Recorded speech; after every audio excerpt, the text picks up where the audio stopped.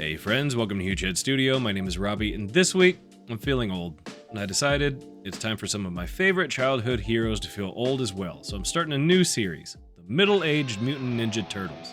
And to kick off the series, I figured it'd be easiest to start with Leo, not just because he's the leader, but because he's the most disciplined of the four, so he's the one that would probably change the least with age, maybe just a few wrinkles and age spots. So he felt like the perfect intro character to work the kinks out on before I make the other three look middle-aged in ways that fit their personalities. Like Donnie would probably slouch a bit with a slight case of tech neck from all those years hunched over a keyboard. Raph would still be buff, but in that Bob from That 70s Show kind of way where you can tell it could turn into fat any day now. And Mikey, he'd absolutely be the doughiest of the bunch, covered in questionable tattoos, but still living life to the fullest. But today we're giving boring old Leo a shot by building an armature wire skeleton, then covering it with foil, and then a base layer of polymer clay. Once we get the base set for the head and the body, we're ready to build up the muscles, so I start squishing on and blending in a few muscle-shaped balls of clay, kinda following how human arm muscles are supposed to look, but mostly making it up as I go. Because why crack open one of the Art of Anatomy books I have right behind me in my studio to make sure it all looks correct and believable when I can just look at it and say, yeah, that looks about right. I continue the same steps on the other arm, placing each of the bigger muscles roughly where they belong before blending them all together to make it look like an arm with skin, instead of that skinless anime guy. After that, I add some little rolls of clay and blend them in to build up his chest, though I'm not worried about detailing it too much as it'll be covered up by his, shell belly? I just realized I have no idea what the front torso plate thing on a turtle is called, but we're gonna go with turtle abs, because why not? Then after building up the meat and muscle around his shoulders and neck, we shove the head into place to make sure everything fits, and then take it off again so we can smooth everything out and get started on the face.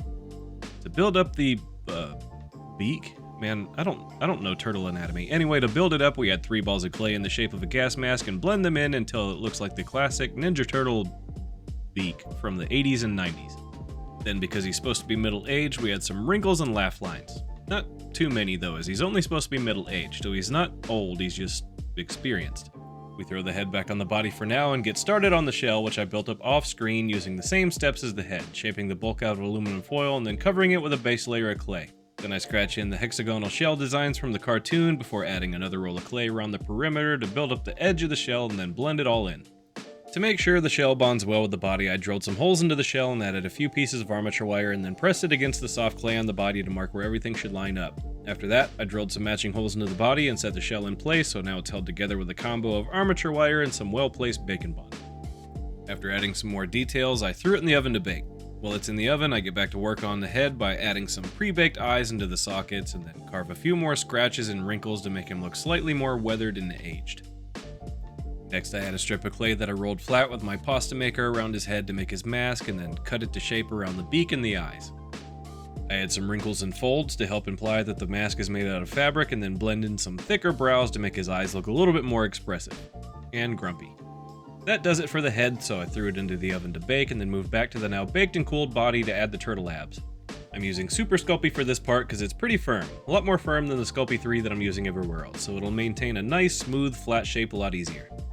Next up is the hands, and I squished a ball of clay into a palm shape and poked some thin pieces of armature wire in to make sure the fingers would bond really well and reduce the chance of them cracking and falling off. I added some more meat to the hand where needed and blended it all together, and then added some lines where the fingers fold and then wrapped them around a pre-baked roll of clay that we're using for the handle of Leo's katanas. Once done, I squish it onto the exposed armature wire at the end of the arm and then blend it into the muscles of the forearm. I do make an effort to blend it out, but not too much as I'm going to cover it with a hand wrap later on. I decided the torso was too long and tapered, which was giving the vibe of a more youthful body, so I took a saw and cut about half an inch off the bottom of the sculpt, so now instead of a youthful taper, he looks like he's trending more towards a thick dad bod, so mission accomplished. The bulk of the sculpt is complete, so now we're ready to accessorize. We start with the straps for his sword, so I take 2 strips of clay and secure them onto the body wherever they make contact with some bacon bond, and then add Leo's classic L buckle thing. Next, I take a thinner strip of clay and wrap it around his hands like a grungy brawler's hand wrap, and then add another strip around his elbow, and then poke at it with a wire tool to make it look like a sweatband. I figure that Leo would stay disciplined and keep up with his training, so his accessories would mostly be athletic and resemble what he wore in his TMNT days. I add some weathering and tears to the wraps because he does live in a sewer, so they need to look like they have some stank, and then add some extra long mask tails as well as a ball to make it look like the knot. I add some more scratches and tears and weathering to the end of the tails as well to finish off the sculpt, and with that, we're ready to paint. I start the paint with a green base, which I apply rather quick and loose instead of just a solid flat layer to allow a little bit of the white clay to show through, which should help the skin look textured and varied like there's muscle and tissue underneath. After that, I apply a raw sienna base coat to the shell and to the straps in the same fast and loose style to allow some color variation so they don't look so flat and look a little bit more believable.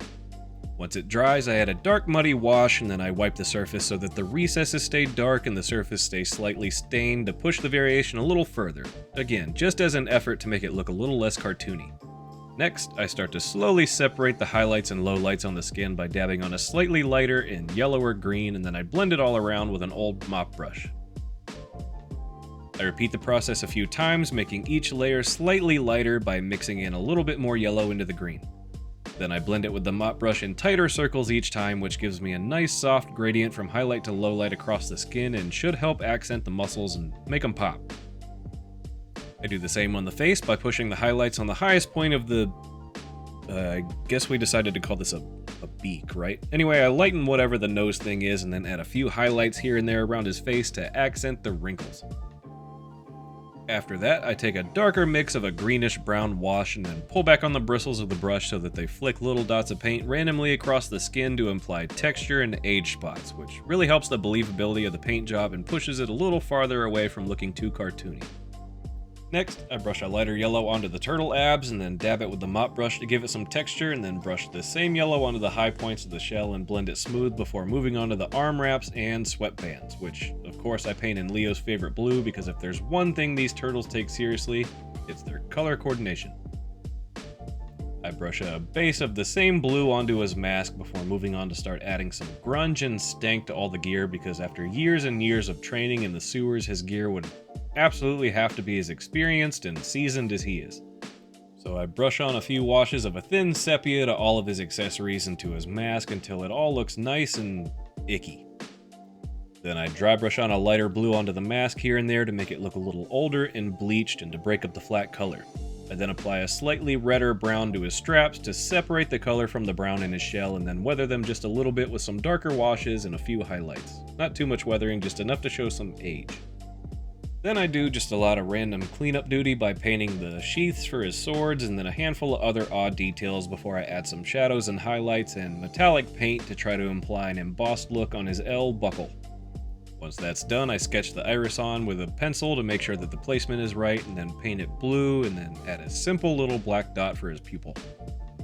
Finally, all that's left is to glue on the swords, which I painted with the silver paint off screen and then added some grunge and spots of rust, and that's it. The first of the Middle-Aged Mutant Ninja Turtles.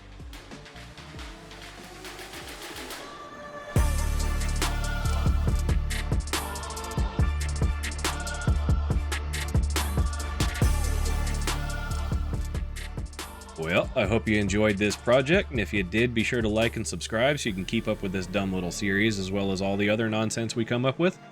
As I said, Leo is a nice, boring little intro, but I have bigger plans for the other three whenever we get around to them. But in the meantime, whether it be a mounted head or a bust or a mashup that nobody asked for, whatever we do next, I hope to see you there. But that's all for this one, so thanks for watching.